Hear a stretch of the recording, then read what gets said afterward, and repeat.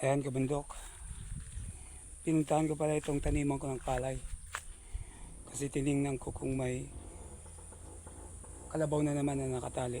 Ayun nga, meron. Hindi yan sa akin guys, tiningnan ko lang kasi minsan may kasama yan na walang tali, pupunta doon sa mga tanim ko, inuubos, kinakain.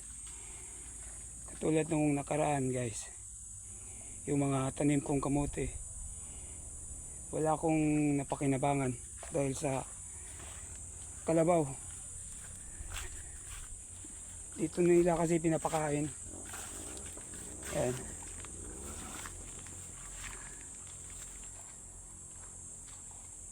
Kahit anong sabi ko na bawal dito kasi nga yung mga tanim ko kinakain, ayaw makinig, pabalik-balik pa rin dito.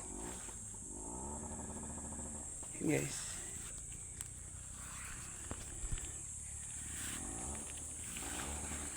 yan, maliit lang to na sakahan ko ng palay. Umaani lang ng hanggang 20 kaban pag tiyatamnan ko. Pero ngayon guys, hindi ko natamnan kasi wala akong panggasto, walang pangtanim, tsaka wala akong kalabaw na magamit pang araro. Sira-sira na kasi guys ang mga sira-sira na siya, malaking gastos na. Pero kung may kalabaw ako guys, gagawin ko pa rin naman kasi sayang, nanghihinayang ako kasi all year round matubig to dito hindi natutuyuan. Kaya yung mga kalabaw dyan sa kabilang barangay dito dinadala, lalo na kung tag-init. Ayan, hanggang dito yan guys sa baba, sa taas pala,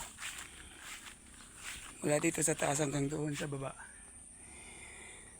Ayan. Maliit lang, siguro mga 500 square meters kung pagsasama-samahin. Kaya lang kasi ito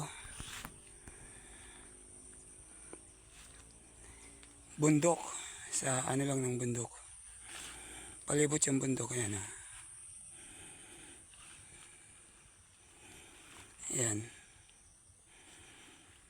Sa palibot kasi nitong palayan may mga bukal, kaya hindi natutuyuan ng tubig kahit anong init.